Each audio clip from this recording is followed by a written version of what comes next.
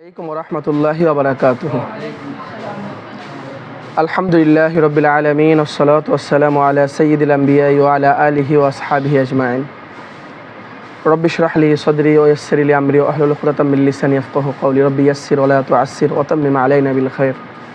সুবহানাকা লা ইলমা লানা ইল্লা মা আল্লামতানা ইন্নাকা আনতাল আলিমুল হাকীম। আল্লাহ রাব্বুল আলামিনের দরবারে অজস্র শুকর, আল্লাহ তাআলা আমাদের সবাইকে আজ পবিত্র আশুরার দিনে একত্রিত হওয়ার তৌফিক দান করেছেন, আলহামদুলিল্লাহ। আশুরা, আমি শুরুতেই বলেছিলাম, আশুরা শব্দটার মূল মাদ্দা হলো আইন শিন র, আশারা। আশারা শব্দ থেকে আশুরা শব্দের উৎপত্তি। আশারা অর্থ 10। আশুরা বলা হয়ে থাকে পবিত্র মুহররম মাসের 10 তারিখকে। এই 10 তারিখের সাথে ইসলামের ইতিহাসের অত্যন্ত গুরুত্বপূর্ণ ঘটনা এটার সাথে সংশ্লিষ্ট রয়েছে। তোমরা জানো, প্রসিদ্ধভাবে কিছু কথা প্রচলিত আছে, যে প্রচলিত না, এটা ইতিহাসেরই অংশ, যে আজ এই মুহররমের 10 তারিখে কারবালার প্রান্তরে নবী মুহাম্মদুর রাসূলুল্লাহ সাল্লাল্লাহু আলাইহি ওয়াসাল্লামের প্রিয় নাতি হযরত হুসাইন ইবনে আলী রাদিয়াল্লাহু তাআলা আনহু শাহাদাত বরণ করেছেন। এই একটা ঘটনাকে ঢালাওভাবে প্রচার করা হয়।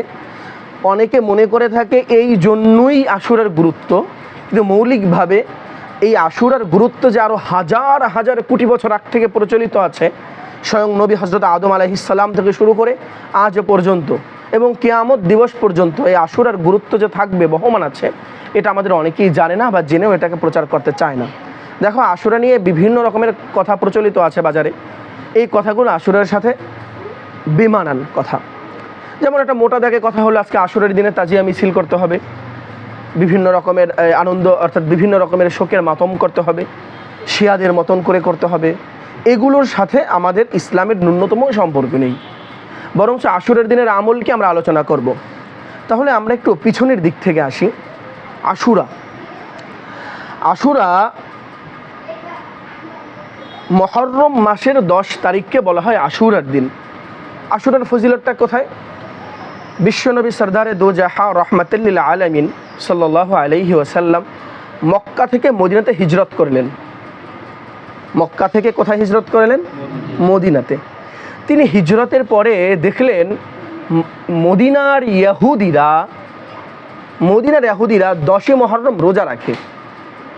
তো তিনি ইহুদিদেরকে জিজ্ঞাসা করলেন, তোমরা এই তারিখে কেন রোজা রাখো? তো তখন ইহুদিরা বলল, এই দিনে, এই মুহররমের 10 তারিখে পাষণ্ড নমরুদের হাত থেকে নবী মুসা আলাইহিস সালাতু ওয়াস সালাম রক্ষা পেয়েছিলেন।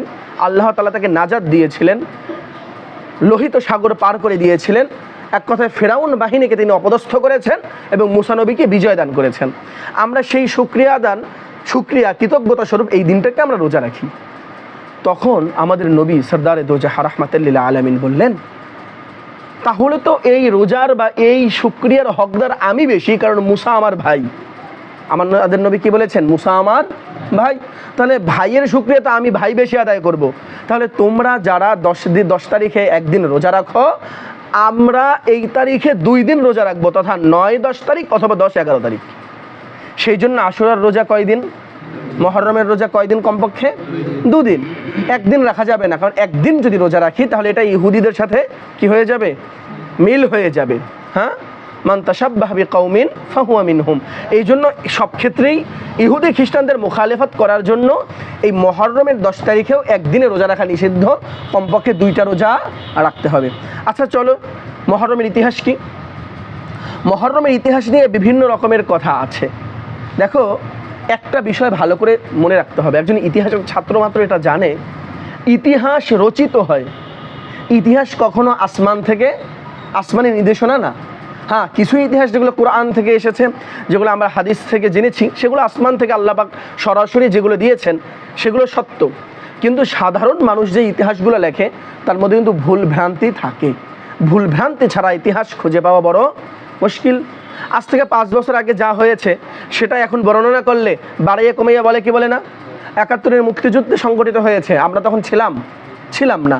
তখন ইতিহাসে যারা রচনা করেছে আমরা সেটা পড়ি, পড়ে পড়ে জানি কতটা সত্য কতটা মিথ্যা, সেটা তাহকিক বা সেটা বোঝার জন্য আমাকে যার শরণাপন্ন আমি হচ্ছি সে তো আরেকজন লিখেছে, সে সঠিক না ভুল লিখেছে সেটাও কিন্তু সন্দেহ থাকে কি থাকে না? থাকে। হযরত আদম আলাইহিস সালাতু ওয়াস সালামকে আল্লাহ পাক আসমানে সৃষ্টি করলেন, জান্নাতে রাখলেন, জান্নাতে রাখলেন।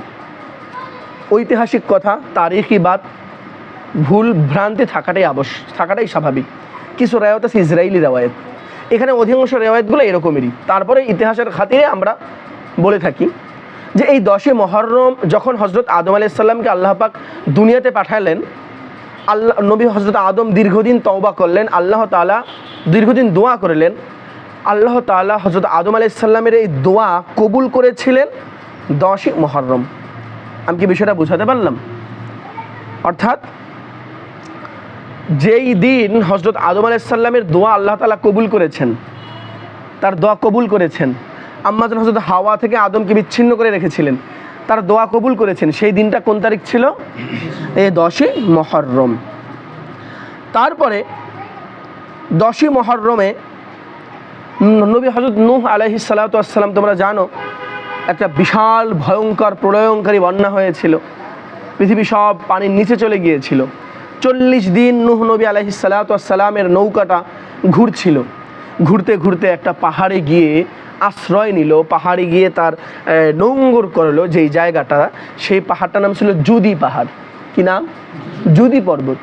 এই ঐতিহাসিকরা বলেন, অনেক ঐতিহাসিকরা বলেন ওই যেই দিনটা নূহ আলাইহিস সালাতু ওয়াস সালামের 40 দিন বন্যার পরে জুদি পর্বতে আরোহণ করেছিলেন এবং ওই বন্যা শেষ হয়ে গিয়েছিল, সেই দিনটাও ছিল 10ই মুহররম। তাহলে এই যে ঘটনাগুলো, এগুলো কি কারবালার আগের না পরের ঘটনা? অনেক আগের ঘটনা। আচ্ছা, তারপরে আরও আসো, আশুরার দিনে উল্লেখিত আছে হযরত ইব্রাহিম আলাইহিস সালাতু ওয়াস সালামকে নমরুদ অগ্নিকুণ্ডে নিক্ষেপ করলো, দীর্ঘদিন আগুনের মধ্যে ছিল। আগুনকে আল্লাহ তাআলা ফুল বাগানে পরিণত করলেন, আগুন সুশীতল হয়ে গেল। ইয়া নারু কুনি বারদাও ওয়া সালামান আলা ইব্রাহিম। আল্লাহ পাক বললেন, হে আগুন তুমি ঠান্ডা হয়ে যাও, শীতল হয়ে যাও, শান্তিদায়ক হয়ে যাও আমার ইব্রাহিমের জন্য। আগুন শীতল হলো, ঠান্ডা হলো। এই আগুন থেকে যেই দিন হযরত ইব্রাহিম নাজাত পেয়েছিলেন, ঐতিহাসিকরা অনেকেই বলেন সেই দিনটাও ছিল আশুরা, 10ই মুহররম। তোমরা জানো প্রসিদ্ধ একটা ঘটনা আছে, হযরত নবী ইউনুস আলাইহিস সালাতু ওয়াস সালামকে মাছ খেয়ে নিল। আছে না ঘটনা? নবী ইউনুসকে মাছ খেয়ে নিল। দীর্ঘদিন সেই মাছের পেটের মধ্যে হযরত ইউনুস ছিলেন। আল্লাহ তাআলার কাছে তিনি দোয়া করলেন, আল্লাহ তাআলা ইসমুল আযম খ্যাত দোয়া ইউনুস, পারো তো সবাই? বলো তো, লা ইলাহা ইল্লা আনতা সুবহানাকা ইন্নী কুনতু মিনাজ জালিমিন। জিবরাইলের মাধ্যমে আল্লাহ তাআলা এই দোয়াকে হযরত ইউনুসের কাছে পাঠালেন। হযরত ইউনুস এই দোয়া করলেন, মাছ বমি করে হযরত ইউনুসকে মুক্তি করে দিল, অর্থাৎ ডাঙায় ছেড়ে দিল। ঐতিহাসিকরা বলেন এই দিনটাও কোন তারিখ ছিল? 10ই মুহররম। হযরত ঈসা আলাইহিস সালাতু ওয়াস সালাম, আমাদের ধর্মবিশ্বাস অনুযায়ী আল্লাহ তাআলা তাকে আসমানে তুলে নিয়েছেন। আমাদের বিশ্বাস অনুযায়ী আল্লাহ তাআলা আসমানে তুলে নিয়েছেন। ইহুদি এবং খ্রিস্টানদের বিশ্বাস অনুযায়ী তাকে শুলিতে চড়িয়ে হত্যা করা হয়েছে, জানো তো? আমাদের ধর্ম বিশ্বাস অনুযায়ী আল্লাহ তাআলা নিজ রহমতে হযরত ঈসাকে আসমানে তুলে নিয়েছেন। কিয়ামতের পূর্বে হযরত মাহদী আলাইহিস সালাতু ওয়াস সালাম যখন পৃথিবীতে নেমে আসবেন, পৃথিবীতে জন্ম নেবেন, এবং তখন আসমান থেকে হযরত ঈসা আবার দুনিয়াতে নেমে আসবেন। তিনি মৃত্যুবরণ করেননি, তিনি দাজ্জালের সাথে প্রচণ্ড যে ভয়ঙ্কর যুদ্ধ হবে, সেই যুদ্ধে দাজ্জালীয় বাহিনীকে তিনি পরাস্ত করবেন এবং পুরো পৃথিবী জুড়ে তিনি ইসলামের খেলাফতের নিশান উড়াবেন। তারপরে তিনি স্বাভাবিকভাবে আবার মৃত্যুবরণ করবেন। আমরা বিশ্বাস করি হযরত ঈসা জীবিত আছেন, পৃথিবীতে আসবেন। কিন্তু ইহুদি এবং খ্রিস্টানরা মনে করে, দ্য লাস্ট সাফার একটা ঐতিহাসিক ঘটনা আছে, হযরত ঈসাকে তারা হত্যা করেছেন। এখানে লম্বা ঘটনা আছে, আজকে সেটা নিয়ে আলোচনা করার সুযোগ নেই, করব না। সেখানে ওই ঐতিহাসিক ঘটনার পরে হযরত ঈসা ইহুদিদের হাতে বন্দী হয়েছে এবং ইহুদিদের কাছে বন্দী হয়ে ইহুদিরা তাকে অত্যন্ত নির্মমভাবে শুলিতে চড়িয়ে হত্যা করেছে। এটা কাদের বিশ্বাস? খ্রিস্টান এবং ইহুদিদের বিশ্বাস। এবং তারা এই খ্রিস্টানরা মনে করে নবী ঈসা আল্লাহ তাআলার পুত্র। নাউযুবিল্লাহি মিন যালিক, বলো না নাউযুবিল্লাহ। মাসিহ ইবনুল্লাহ, তারা কি মনে করে? ঈসা আল্লাহর পুত্র। নাউযুবিল্লাহি মিন যালিক। কিন্তু আল্লাহ তাআলা কোনো সন্তান লাম ইয়ালিদ ওয়া লাম ইউলাদ। তো বিষয়টা গুরুত্বপূর্ণ দেখো। তো তারা ইহুদিরা মনে করে ঈসা ইন্তেকাল করেছে, শহীদ হয়েছে, মারা গিয়েছে, এবং অনাগত যত খ্রিস্টান পৃথিবীতে আসবে সবার গুনাহ নিয়ে মারা গেছে। অর্থাৎ খ্রিস্টানরা যারা মারা যায় তাদের কিনে কোনো পাপ নেই। তারা এক সপ্তাহ যত অন্যায় কুকর্ম করে, প্রতি রবিবার গির্জায় গিয়ে একটু ঘুরে আসে, তাহলেই তাদের সব পাপ কি হয়ে যায়? মাফ হয়ে যায়। জিসাস তাদের সব গুনাহগুলো মাফ করেই দিছেন এবং সকল পাপ নিজের কাঁধে নিয়ে নিছেন। নাউযুবিল্লাহি মিন যালিক। এটা বিশ্বাস করার কোনো সুযোগ ইসলামে নেই। এই বিশ্বাসটা কাদের? খ্রিস্টানদের বিশ্বাস। তো আমরা মনে করি যেই দিনটাতে হযরত ঈসাকে আল্লাহ তাআলা আসমানে তুলে নিয়েছেন, ওই দিনটাও ছিল 10 মুহররম তথা আশুরা। এখন আসো, এই ঘটনাগুলোর সাথে কারবালার কি আদৌ কোনো সম্পর্ক আছে? নাই। সর্বশেষ যেই ঘটনাটা হয় নবী হযরত মুসা আলাইহিস সালামের ঘটনা, যেটা আমি একটু আগে বললাম। আল্লাহ নবী মুহাম্মদুর রাসূলুল্লাহ ইহুদিকে জিজ্ঞাসা করলো, তোমরা এই দিনটা কেন রোজা রাখো? তারা বলল, ফেরাউনের হাত থেকে আল্লাহ তাআলা নবী মুসা আলাইহিস সালামকে মুক্তি দিয়েছিলেন, নাজাত দিয়েছিলেন এই দিনে, সেজন্য আমরা এই দিন কি করি? রোজা রাখি। এই দিন আমরা কি করি? রোজা রাখি। মহানবী বললেন, তাহলে সেটার হকদার আমি বেশি, কারণ মুসা আমার ভাই। তাহলে এই যে মুসা আমার ভাই, আমি তার হকদার বেশি, আমি রোজা রাখি, আমরা দুদিন রোজা রাখবো। এই ঘটনাগুলোর সাথে কিন্তু কারবালার ঘটনার আদৌ কোনো মিল নাই। কিন্তু অত্যন্ত মর্মান্তিক কারবালাতে যে ঘটনা ঘটেছিল, ঘটনাচক্রে কাকতালীয়ভাবে ওই ঘটনাটাও 10 মুহররমেই ঘটেছে। কত তারিখে ঘটেছে? 10 মুহররম। এখানে আরেকটা দিন আছে, ইসলামের ধর্ম বর্ণনার মতে কিয়ামতের দিন আশুরার দিন ঘটবে বলে একটা হাদিস উল্লেখ আছে। কিয়ামত যে ঘটবে, কিয়ামত মহাপ্রলয়ঙ্কারী, ইসরাফিল তার সিংহায় ফু দিবেন, আসমান জমিন সব ভেঙে চৌচির হয়ে যাবে, সকল প্রাণীর মৃত্যু স্বাদ গ্রহণ করবে, সেই যে মহাপ্রলয়ঙ্কারী কিয়ামত, ওই দিনটাও কত তারিখে হবে? 10 মুহররম হবে বলে হাদিসে উল্লেখ পাওয়া যায়। প্রিয় ছাত্ররা, এখন আসো, এই ঘটনাগুলোর সাথে কারবালার কোনো ঘটনা নেই, কিন্তু এতগুলো ঘটনার প্রেক্ষিতে তারপরে কারবালার ঘটনা সংঘটিত হয়েছে। এখন আমরা যে ঘটনাগুলো জানলাম, এটা দ্বারা কি বোঝা যায়? আশুরার ফজিলত আগ থেকেই আসছে না কারবালার পরে শুরু হয়েছে? পূর্ব থেকেই চলমান না? পূর্ব থেকেই চলমান। স্বয়ং মুহাম্মদুর রাসূলুল্লাহ এই দিনে কি করেছেন? রোজা রেখেছেন। এখন আল্লাহর নবী আমাদেরকে নির্দেশ দিয়েছেন কি করার? রোজা রাখার। কি করার? নাকি বিরিয়ানি খাওয়ার? হ্যাঁ, খিচুড়ি খাওয়ার, জিলাপি খাওয়ার? রোজা রাখার। এখন আজকে যারা সোহাদায়ে কারবালার নামে রাস্তার মধ্যে চিৎকার করে, চাচামুচি করে, তারা হাই হোসেন হাই হাসান বলে বলে চিৎকার করে, মাতম করে, ইসলামে এটার কোনো রকমের অংশীদারিত্ব নেই। ইসলাম এটাকে গ্রহণ করে না, ইসলাম এটাকে সমর্থন করে না, ইসলাম এটাকে নেয় না। ইসলাম বলেছে রোজা রাখো, আর তারা কি করে? দিনের বেলা গরু জবাই করে বিরিয়ানি খায়। তাহলে ইসলামের সাথে কি এটা কোনো মিলল? এটা কাদের? এটা হলো শিয়াদের মতামত। শিয়া ধর্ম মতে, শিয়া কারা সেটা নিয়ে আরেকদিন লম্বা আলোচনা করা যাবে।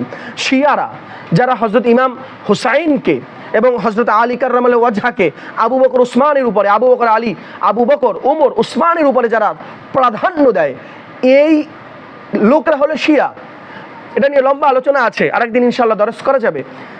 এই শিয়ারা এই দিনটাকে অত্যন্ত মাতমের সাথে, অত্যন্ত শোকভ, আমরা মানি এই দিনটা শোকের মাস, কারণ ইমাম হোসেন ইন্তেকাল করেছে, ইমাম হোসেনকে নির্মমভাবে শহীদ করা হয়েছে, সেজন্য আমাদের অন্তরে দুঃখ আছে। আমাদের অন্তরে কি আছে? দুঃখ আছে। আল্লাহ নবী সাল্লাল্লাহু আলাইহি ওয়াসাল্লামের প্রিয় নাতি ইমাম হুসাইন। একবার হুসাইনের পরিচয়টা তুমি দেখো, হুসাইন কে? হুসাইন কে? একটা ঘটনা এমন আছে, ইমাম হুসাইন আল্লাহ নবী সাল্লাল্লাহু আলাইহি ওয়াসাল্লামকে জিজ্ঞাসা করলো যে, ইয়া রাসূলুল্লাহ, হে আল্লাহর রাসূল, আপনি ছোট মানুষ দাদা নানদের সাথে আনন্দ করে না? আনন্দ করে। আনন্দ করতে করতে বলল যে, আপনি বেশি সম্মানিত না আমি বেশি সম্মানিত? আল্লাহর নবী হেসে বললেন, তুমি উত্তর দাও। সম্ভবত ঘটনাটা এরকমই। তো হযরত হুসাইন বললেন, মুহাম্মদুর রাসূলুল্লাহকে বললেন, আমার নানা সর্বশ্রেষ্ঠ নবী, আপনার নানা নবী না। বিষয়টা দেখো, কে বলতেছেন? হোসেন বলতেছেন, আমার নানা মুহাম্মদুর রাসূলুল্লাহ আমার নানা, আপনার নানা নবী না। আমার নানি খাদিজাতুল কুবরা, আপনার নানি খাদিজাতুল কুবরা না, আমার মা ফাতেমাতুজ জাহরা, আপনার মা ফাতেমাতুজ জাহরা না, আমার পিতা হযরত আলী, আপনার পিতা হযরত আলী না। আল্লাহর নবী হেসে দিয়েছেন নাতির এই চমৎকার কথায়। অর্থাৎ কত আন্তরিকতা ছিল নানা নাতির মধ্যে। আমাদেরও তো আছে, আমাদের নানা আমাদের আদর করে না, যারা জীবিত কত আদর করে। এমনও ঘটনা পাওয়া যায় হযরত হুসাইনের সারা শরীরে মহানবী সাল্লাল্লাহু আলাইহি ওয়াসাল্লামের চুম্বনের দাগ আছে। খেলাফতে হযরত আলী রাদিয়াল্লাহু তাআলা আনহুকে হত্যা করা হলো অত্যন্ত নৃশংসভাবে। খেলাফতের চতুর্থ কাল চলমান। আল্লাহর নবী বলেছেন খৈরুল কুরুনি করনি সুম্মাল্লাযীনা ইয়ালুনাহুম। এই হাদিসের ভিত্তিতে খেলাফতের সময় তখনও বিদ্যমান আছে। ইমাম হুসাইন খেলাফতের দায়িত্ব গ্রহণ করলেন। অন্যদিকে উমাইয়া খেলাফত তখন অর্থাৎ হযরত আলীর পরে দীর্ঘ বিশাল একটা সাম্রাজ্য নিয়ে হযরত আমিরে মুয়াবিয়া রাদিয়াল্লাহু তাআলা আনহু খেলাফত পরিচালনা করলেন। এখানে যে একটা বিষয় গুরুত্বপূর্ণ, আমি ইতিহাসের আলোচনা করতে করতে বলছি, তুমি দেখো হযরত হুসাইন তখন আরবে থাকেন। যখন ইয়াজিদ তখন হলো ইসলামী সাম্রাজ্যের খলিফা, আর তখন কুফার গভর্নরের নাম ছিল জিয়াদ ইবনে জিয়াদ। কুফার গভর্নরের নাম কি? ইবনে জিয়াদ। খলিফার নাম হলো ইয়াজিদ, গভর্নরের নাম ইবনে জিয়াদ, আর সেনাপতির নাম ছিল শিমার। কি নাম ছিল? শিমার। তো অনেক মুসলমান, অনেক মানুষ ইমাম হুসাইনের হাতে বায়াত গ্রহণ করতে চাইছে। লম্বা ঘটনা আমি সংক্ষিপ্ত করে বলছি। তো হুসাইনের উদ্দেশ্যে চিঠি লিখতো। চিঠি কোথেকে? কুফা থেকে। কুফা কোথায়? ইরাকের একটা জায়গার নাম হলো কুফা। আবার প্রাচীন ইরাককেই তো কুফা ডাকা হতো, ইরাকের পূর্ব নাম ছিল কুফা। কুফা থেকে চিঠি লিখতো হযরত হুসাইনের কাছে যে ইমাম আপনি আসুন, আমরা আপনার হাতে বায়াত গ্রহণ করব। আর ইয়াজিদও চাইতো যে ইমাম হুসাইন আসুক এবং কুফার গ্র্যান্ড মসজিদে, সব থেকে বড় মসজিদে হুসাইনের নামে খুতবা দিক, অর্থাৎ সে বর্ষতা স্বীকার করুক ইয়াজিদের নামে খুতবা দিক, হুসাইন ইয়াজিদের নামে খুতবা দিক এবং ইয়াজিদের বর্ষতা স্বীকার করুক, ইয়াজিদের বর্ষতা স্বীকার করুক।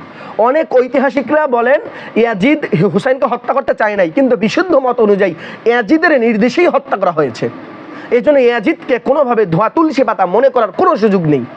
ইয়াজিদের নির্দেশেই কারবালার প্রান্তরে 10 অক্টোবর মোতাবেক 680 খ্রিস্টাব্দ 10 মুহররম 61 হিজরিতে 10 মুহররম 61 হিজরিতে ইরাকের ফোরাত নদীর তীরে কারবালার প্রান্তরে অত্যন্ত নৃশংসভাবে হযরত হুসাইন এবং তার সঙ্গীরা, আলী আসগর ছোট্ট বাচ্চা ছিল, তাকেও তীর মেরে অত্যন্ত নৃশংসভাবে এই সীমার হত্যা করেছে। হযরত হুসাইন রাদিয়াল্লাহু তাআলা আনহু মৃত্যুর আগ পর্যন্ত একটু পানি চেয়েছিলেন, ফোরাতের তীর থেকে একটু পানি নেবেন, এই পানিটা পর্যন্ত তাকে নিতে দেয় নাই। কারা দেয় নাই? ইবনে জিয়াদের বাহিনী। আর ইবনে জিয়াদ কার গভর্নর ছিল? ইয়াজিদের গভর্নর। ইয়াজিদ নিকৃষ্ট এই প্রাণীর গভর্নর, তার শাসক ছিল ইয়াজিদ। জিয়াদ ইবনে জিয়াদের সেনাপতি ছিল শিমার। অত্যন্ত নৃশংসভাবে হযরত হুসাইনকে হত্যা করলো। হযরত হুসাইনের মাথা মোবারককে তারা কেটে ইয়াজিদের দরবারে নিয়ে গিয়েছে। ইমাম কুরতুবী রহমতুল্লাহি আলাইহি তার তাফসীরে কুরতুবীর এক জায়গায় লেখেন, ইয়াজিদের কাছে যখন ইমাম হুসাইনের মাথা নেওয়া হলো, তখন ইয়াজিদ তার তরবারি দিয়ে ইমাম হুসাইনের মাথার উপরে আঘাত করেছে। এটা দ্বারা কি বোঝা যায়? ইয়াজিদ নির্দোষ না, ইয়াজিদকে নির্দোষ মানার কোনো সুযোগ নেই। কমপক্ষে আমি ইয়াজিদকে নির্দোষ মনে করি না। তবে হ্যাঁ, ইয়াজিদের এই দুষ্কর্মের উপরে ভিত্তি করে আল্লাহ নবী সাল্লাল্লাহু আলাইহি ওয়াসাল্লামের জলিলুল কদর সাহাবী হযরত মুয়াবিয়া ইবনে সুফিয়ান রাদিয়াল্লাহু তাআলা আনহুমা, তাদের উপরে দোষারোপ করার কোনো সুযোগ নেই। অনেকে বলে ইয়াজিদের পুত্র মুয়াবিয়া, ইয়াজিদের পিতার ছিলেন হযরত মুয়াবিয়া, অতএব এই মুয়াবিয়া যদি ইয়াজিদকে খেলাফত না দিত, সাম্রাজ্যের দায়িত্ব না দিত, তাহলে ইয়াজিদ এই দুষ্কর্ম করতে পারতো না। এটা অনেকে বলে থাকে। কিন্তু তাদের বিবেকের কাছে প্রশ্ন, হযরত নূহ আলাইহিস সালাতু ওয়াস সালাম নবী ছিলেন কিনা? তার পুত্রের নাম ছিল কিনআন। মুসলমান না কাফের? বলো না, মুসলমান না কাফের? তো কাফের ছেলের দুষ্কর্মের ফল নবী নূহ ভোগ করবেন? কথা বলো, নবী নূহ ভোগ করবেন না? ভোগ করবেন না। লা তাজিরু ওয়াজিরাতান উজরা উখরা, এমনই তো হুজুর আয়াতটা। কেউ কারো বোঝা বহন করবে না। তুমি দেখো, নবী নূহের ছেলে ছিল কিনান, কাফের, তার বোঝা নবী নূহ বহন করবে না। আবার হযরত ইব্রাহিমের পিতা ছিলেন আজর, কাফের, আবার সেই পিতার বহনও তো হযরত ইব্রাহিম করবেন না। তার মানে বোঝা গেল কেউ কারো কবরে যেমনিভাবে যায় না, ঠিক তেমনিভাবে কেউ কারো পাপের বা নেকির বোঝাও গ্রহণ করবে না। ইয়াজিদের দুষ্কর্মের জন্য হযরত মুআবিয়াকে গালমন্দ যারা করে তারা সম্পূর্ণ ভুল কাজ করে। আবার যারা ইয়াজিদকে তুলসী পাতা মনে করে, ইয়াজিদকে বলতে চায়, এনিয়ে বিনিয়ে বলতে চায় যে ইয়াজিদ এই কাজ করতে চায় নাই, তারাও ভুল করে। আমি এটা মনে করি, কমপক্ষে আমার অল্প জ্ঞানের পড়াশোনা থেকে আমি এটা মনে করি যে ইয়াজিদ সেদিন এই নৃশংস হত্যাকাণ্ডের সাথে প্রত্যক্ষ পরোক্ষভাবে ইয়াজিদ জড়িত। এখানে হযরত আমিরুল মুমিনিন হযরত মুআবিয়া রাদিয়াল্লাহু তাআলা আনহু এর কোনো কি নাই, হাত নেই। এরা কিন্তু মুআবিয়া ইন্তেকাল করেছেন। এখন হযরত মুআবিয়াকে যারা হযরত মুআবিয়াকে গালমন্দ করতে চায় হুসাইন রাদিয়াল্লাহু আনহু এর ঘটনাকে কেন্দ্র করে, বুঝতে হবে তারা ইসলামের বন্ধু নয়, তারা দুশমনে ইসলাম। কারণ কি জানো, হযরত মুআবিয়া রাদিয়াল্লাহু আনহু কাতেবে ওহী ছিলেন। আল্লাহ নবীর যে কয়জন ওহী লেখক ছিলেন, আসমান থেকে যখন ওহী আসতো সাহাবায়ে কেরামরা কাগজে লিপিবদ্ধ করতেন। এই লিপিবদ্ধ যে সকল সাহাবীরা করেছেন তার মধ্যে একজন হলেন হযরতে মুআবিয়া রাদিয়াল্লাহু তাআলা আনহু। একজনকে হযরত মুআবিয়া রাদিয়াল্লাহু তাআলা আনহু। এই হযরত মুআবিয়া রাদিয়াল্লাহু তাআলা আনহু কাতেবে ওহী ছিলেন। কোনোভাবে যদি হযরত মুআবিয়াকে দুষ্কৃতিকারীদের অন্তর্ভুক্ত তারা করতে পারে, তাহলে তাদের পরবর্তী পদক্ষেপ হবে কোরআনের উপরে। তারা বলবে মুআবিয়া ভালো মানুষ ছিল না, তো এই ভালো মানুষ না খারাপ মানুষ যেই কোরআন লিখেছে সেই কোরআনের মধ্যে সে ভুল করতে পারে। কথা বুঝেছো? ষড়যন্ত্রটা কোন জায়গায় বুঝতে পেরেছো?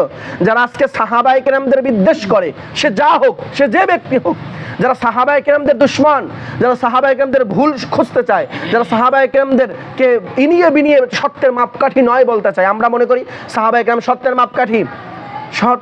আসহাবিকান নুজুম বিআইহিম ইক্তাদাইতুম ইহতাদাইতুম। আল্লাহর নবী বলেছেন আমার সাহাবী কেরামরা কাদের মতন? আসমানের তারকার মতন, একজনকে অনুসরণ করলে হিদায়াত পেয়ে যাবে। এই আসমানের তারকা সাদৃশ্যপূর্ণ সাহাবায়ে কেরামদেরকে নিয়ে যারা গালমন্দ করে তারা কখনো ইসলামের বন্ধু হতে পারে না। হযরত মুআবিয়া ইসলামকে পুরো পৃথিবী জুড়ে ছড়িয়ে দিয়েছেন। হযরত আব্দুল্লাহ ইবনে হযরত ইবনে মাসউদ থেকে একটা বর্ণিত আছে, তিনি বলেন মুআবিয়া রাদিয়াল্লাহু তাআলা আনহুর মতন এত ভালো শাসক, এত সূক্ষ্ম তীক্ষ্ণ দৃষ্টিওয়ালা শাসক আমি ইতিপূর্বে আর দেখি নেই। যদিও হযরত আলী এবং মুআবিয়ার মধ্যে যুদ্ধ হয়েছিল, সেটা আলাদা বিষয়। ভাই, যুদ্ধ তো আম্মা জান আয়েশা সিদ্দিকা এবং হযরত আলীর মধ্যেও হয়েছিল। জঙ্গে জামাল কার মধ্যে? জঙ্গে জামালের এক পাশে ছিল হযরত আম্মা জান আয়েশা সিদ্দিকা, অন্য পাশে হযরত আলী। এক রকমের হলো শাশুড়ি, আর আম্মা জান আয়েশা সিদ্দিকের শাশুড়ি, আর আলী হলেন জামাই। তাদের মধ্যে জঙ্গে জামাল হয়েছে, যুদ্ধ হয়েছে, অসংখ্য সাহাবায়ে কেরাম ইন্তেকাল করেছে, শহীদ হয়েছেন। জঙ্গে সিফফিনের মধ্যে মুআবিয়া এবং হযরত আলীর মধ্যে যেই ঐতিহাসিক যুদ্ধ সংঘটিত হয়েছে, এই যুদ্ধের মধ্যে হযরত আলীকে জিজ্ঞাসা করা হলো যারা এই জঙ্গে সিফফিনে আপনার পক্ষে শাহাদাত বরণ করেছে এবং মুআবিয়ার পক্ষে শাহাদাত বরণ করেছে, তাদের ব্যাপারে ফয়সালা কি? হযরত আলী বললেন তারাও জান্নাতি, আমরাও জান্নাতি। সুবহানাল্লাহ বলো। যেই যুদ্ধে স্বয়ং আলী নেতৃত্ব দিয়েছেন, তিনি কি বলেছেন? তারাও জান্নাতি, আমরাও জান্নাতি। এখানে তারাও শহীদ, আমরাও শহীদ। ভুল বোঝাবুঝি হয়েছিল, মুনাফিকরা মধ্যখানে দুষ্টুমি করেছিল। কিন্তু সেই জন্য আলীর পক্ষ নিয়ে মুআবিয়াকে, মুআবিয়ার পক্ষ নিয়ে আলীকে গালমন্দ যারা করে তারা কেউই ইসলামের বন্ধু হতে পারে না, তারা দুশমনে ইসলাম। হযরত হুসাইন রাদিয়াল্লাহু তাআলা আনহু হযরত মুআবিয়াকে মেনে নিয়েছেন। তা তোমার মানতে সমস্যা কোথায়? কথা বুঝো। ইসলাম কি তুমি হুসাইনের থেকে বেশি বোঝো? হযরত হুসাইন যিনি কারবালায় প্রান্তরে শহীদ হয়েছে, তিনি হযরত মুআবিয়া রাদিয়াল্লাহু তাআলা আনহুর কে খলিফা হিসেবে মেনেছেন। তিনি কিন্তু হযরত হুসাইন মুআবিয়াকে মেনেছে। আমরা মুআবিয়া রাদিয়াল্লাহু আনহুকে আমাদের মানতে হবে। হুসাইন ইয়াজিদকে মানে নাই, আমরাও ইয়াজিদকে মানবো না। কথা ক্লিয়ার? বিষয়টা দেখো, হুসাইন মুআবিয়াকে মেনেছে, আমরা মুআবিয়াকে মানি। হুসাইন ইয়াজিদকে মানে নাই, আমরাও ইয়াজিদকে মানি না। তার মানে বলতে গেল হুসাইনের যদি প্রকৃত অনুসারী থাকে তাহলে আমরাই হযরত হুসাইনের প্রকৃত অনুসারী। কথাটা কি বুঝে আসছে? এখন আর কারবালার প্রান্তরে হযরত হুসাইন শির দিয়েছেন, রক্ত দিয়েছেন, কিন্তু বাতিল তাগুতের সামনে মাথা নত করেন নাই। আমাদের জন্য শিক্ষা, এটাই আমাদের জন্য বড় শিক্ষা। কারবালা, আল্লামা ইকবাল বলেন ইসলাম জিন্দা হোতে হে হার কারবালা কে বাদ। ইসলাম কারবালার পরেই তো জীবিত হয়। কারবালার প্রান্তরের নদী হুসাইনের রক্তে লাল হয়েছে। ইসলামকে বিজয় করার জন্য হুসাইন তাগুতের বিপক্ষে, স্বৈরাচারের বিপক্ষে তিনি কথা বলেছেন। তিনি ইসলামের পতাকাকে সমুন্নিত রেখেছেন। তার শিশুপুত্র হত্যা হয়েছে, শহীদ হয়েছে, তারপরে তিনি পিছু পা হন নাই। তিনি ইয়াজিদের বশ্যতা স্বীকার করেন নাই। তিনি ইসলামের ঝান্ডা উঁচিয়ে রেখেছেন। আমাদের জন্য এটা শিক্ষা, হুসাইনের থেকে আমরা এই শিক্ষা পাই যে যতদিন পর্যন্ত দেহে প্রাণ আছে, রূহ আছে, ইসলামকে বিজয় করার জন্য, ইসলামের ঝান্ডা সমুন্নত রাখার জন্য আমরাও আমাদের জান প্রাণ সব কুরবান করে দিব। ইসলামের পতাকাকে আমরা মাটিতে পড়তে দিব না ইনশাআল্লাহ। এটা আমাদের জন্য শিক্ষা। স্বৈরাচারের বিরুদ্ধে কথা বলা এটা হুসাইনের কাছ থেকে আমরা শিখেছি।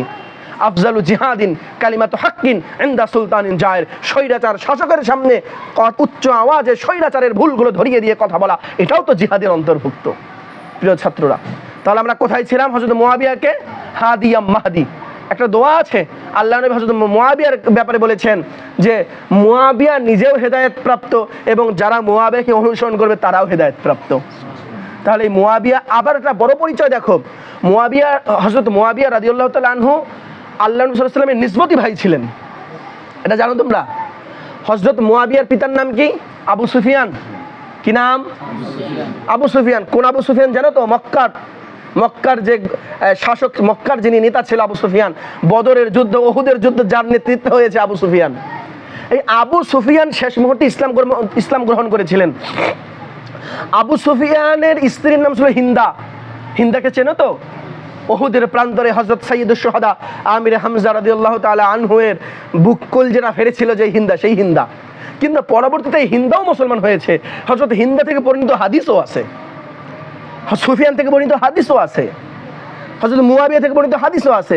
তাহলে পিতার নাম সুফিয়ান, মায়ের নাম হিন্দা, দুজন ছিল আল্লাহর নবীর খুব পরবর্তীতে কাছের হয়েছিল।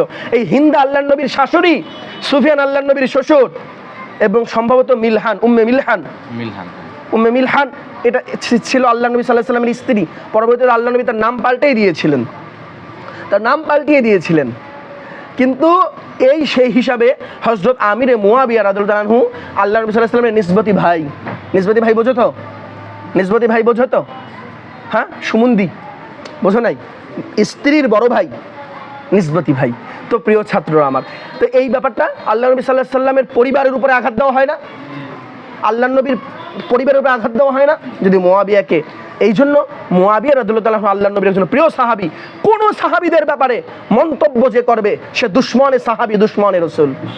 আল্লাহ নবী কি বলেছেন? আল্লাহ নবী বলেছেন আলাইকুম বিসুন্নতি ওয়া সুন্নাতিল খুলাফায়ে রাশিদিন আল মাহদিয়্যিন। খুলাফায়ে রাশিদিন আল মাহদিয়্যিন তাদের অনুসরণ করা আমাদের জন্য আবশ্যক। এই জন্য সাহাবায়ে কেরামদের ভুল ধরার কোনো সুযোগ আছে? আজকে 10 মুহররম হাজারো জায়গায় সমাবেশ হবে, হযরত আমির মুআবিয়া রাদিয়াল্লাহু তাআলা আনহু এর বিরোধিতা করা হবে, হযরত আমির মুআবিয়াকে গালমন্দ করা হবে, যেটা কখনোই কোনো একজন খাঁটি মুসলমান, প্রকৃত মুসলমান, সাহাবী প্রেমিক, নবী প্রেমিক, কোরআন প্রেমিক মানুষ করতে পারে না। এই জন্য আসো সঠিকভাবে ইতিহাস জানতে হবে, সমাজের সর্বত্র সঠিক ইতিহাসকে প্রচার করতে হবে, ইসলামকে সঠিকভাবে প্রচার করতে হবে। সাহাবায়ে কেরামদের বিদ্বেষ যারা করে তাদের কাছ থেকে ইসলাম নেওয়ার কোনো সুযোগ আছে? নাই। তারা যত বড় আশিক রাসূল দাবি করুক, তারা আশিক রাসূল না, তারা দুশমনে রাসূল। তারা কি? দুশমনে রাসূল। এই জন্য আসো, আজকে আশুরা, আজকে আমরা রোজা রেখেছি, আল্লাহ তাআলা যদি কবুল করে আগামীকালকেও রোজা রাখবো। আশুরা আল্লাহর নবী আমাদেরকে যেভাবে পালন করতে বলেছেন সেভাবে পালন করব। রাস্তাঘাটে তাজিয়া মিছিল, হাই হাসান, হাই হোসেন, তারপরে বড় বড় মিনারা বানানো, ঘোড়া বানানো, ইসলামের মূর্তি বানানো হারাম, ছবি বানানো হারাম। এই মূর্তি বানিয়ে, ছবি বানিয়ে রাস্তার মধ্যে প্রদক্ষিণ যারা করে তারা সঠিক ইসলাম মানে না, তারা ইসলামকে বিকৃত করে। আর আল্লাহর নবী বলেছেন এই সকল বিকৃতিকারীরা প্রত্যেকেই জাহান্নামী, কুল্লু বিদআতিন দালালা ওয়া কুল্লু দালালাতিন ফিন্নার। যারা এগুলো বিভ্রান্তি করে, নতুন সৃষ্টি সংযোজন করে, তারা সবাই বিদআতি। আর আল্লাহর নবী বলেছেন কুল্লু বিদআতিন ফিন্নার, আর প্রত্যেকটা বিদআত জাহান্নামের অংশ।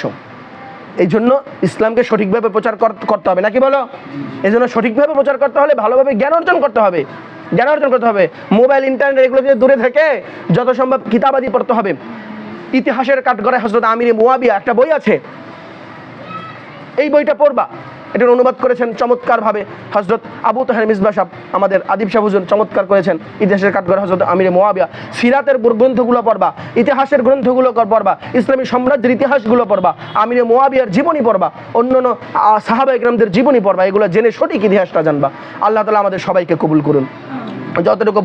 যতটুকু আলোচনা হলো ভুল ভ্রান্তিগুলো আল্লাহ তাআলা আমাদেরকে ভুল ভ্রান্তিগুলো ক্ষমা করে আল্লাহ তাআলা আলোচনাগুলো আমাদের হেদায়েতের জরিয়া হিসেবে কবুল করুন। আমিন। ওয়া আখিরু দাওয়ানা আনিল